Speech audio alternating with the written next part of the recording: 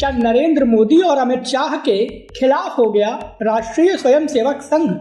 मोदी विरोधियों के साथ मिलकर क्या प्लान बना रहे मोहन भागवत?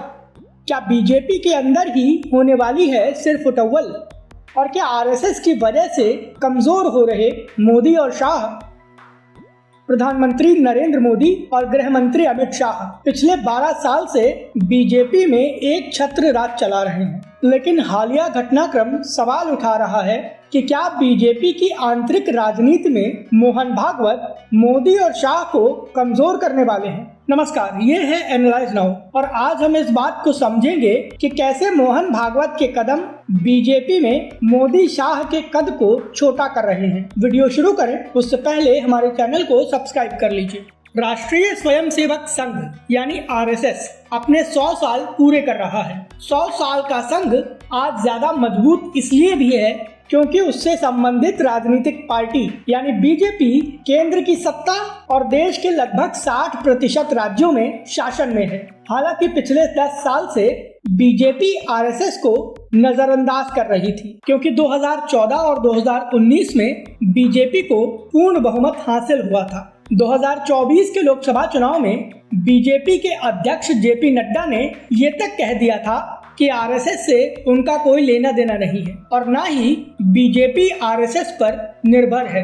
मतलब ये था कि बीजेपी को आरएसएस की कोई जरूरत नहीं है। जेपी नड्डा के इस बयान को लेकर काफी हंगामा हुआ था। इतना ही नहीं, 2024 के लोकसभा चुनाव में बीजेपी को पूर्ण बहुमत नहीं मिला तो सभी को आरएसएस की ताकत समझ में आ गई। आरएसएस ने उसके बाद से डैमेज कंट्रोल करने के लिए बीजेपी में अपना दखल बढ़ा दिया। नतीजा ये हुआ कि दिल्ली, महाराष्ट्र और हरियाणा में बीजेपी और एनडीए को बड़ी जीत मिली। उसके बाद से लगातार आरएसएस बीजेपी पर हावी दिख रहा है, जिसके चलते प्रधानमंत्री नरेंद्र मोदी और गृह मंत्री अमित शाह की ताकत कम हो रही है, क्योंकि पिछले 10 साल के शासन के दौरान इन्होंने किसी तरह का दखल बर्दाश्त नहीं किया था। आरएसएस के इस दबाव का सबसे बड़ा संकेत बीजेपी अध्यक्ष का चुनाव है। 2 साल हो गए हैं, लेकिन बीजेपी अपना नया राष्ट्रीय अध्यक्ष नहीं बना पाई है। इसको लेकर जब मोहन भागवत से सवाल पूछा गया तो उनका कहना था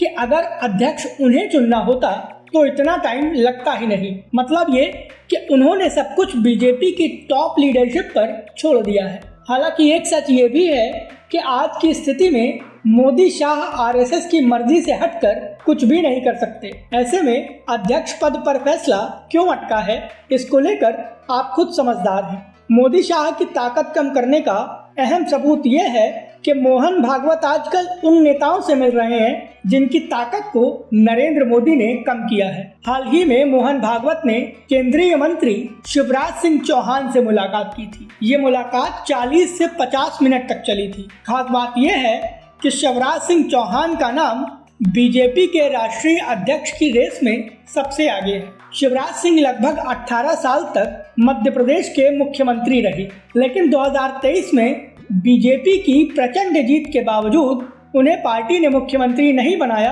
और नरेंद्र मोदी उन्हें केंद्र की राजनीति में ले आए। शिवराज के अलावा अब मोहन भागवत ने राजस्थान की पूर्व सीएम वसुंधरा राजे सिंधिया से मुलाकात की है। ये मुलाकात भी काफी देर तक चली थी। वसुंधरा ने मोदी शाह के खिलाफ बगावत की थी। इसके बावजूद नरेंद्र मोदी और अमित शाह ने 2023 के विधानसभा चुनाव में बीजेपी की जीत के बाद वसुंधरा को राजस्थान की गद्दी नहीं दी थी। भले ही पार्टी में अनुशासन है या आज की स्थिति में मोदी शाह इतने मजबूत हैं कि उनके खिलाफ कोई बोलता नहीं, लेकिन कहीं ना कहीं इन दोनों ही नेताओं में नाराजगी जरूर है। मोहन भागवत की इन मुलाकातों से सवाल खड़े हो रहे हैं कि क्या वो बीजेपी में उन नेताओं को एक्टिव कर रहे हैं जिन्होंने मोदी शाह के खिलाफ या तो बगावत की थी या फिर वो मोदी शाह की साजिश का शिकार हुए थे। सवाल ये है कि क्या ऐसे नेताओं के जरिए मोदी शाह पर दबाव बनाने की कोशिश हो रही है और नए अध्यक्ष के आने के बाद आरएसएस की वजह से क्या मोदी शाह की ताकत बीजेपी में आंतरिक तौर पर कमजोर हो जाएगी? इन सारे मुद्दों पर आपकी क्या राय है, प्लीज हमें हमारे कमेंट बॉक्स में जरूर बताएं। वीडियो पसंद आया हो तो प्लीज इसे लाइक करें और हमें सपोर्ट करने के लिए हमारे वीडियो को ज्यादा से ज्यादा शेयर करें।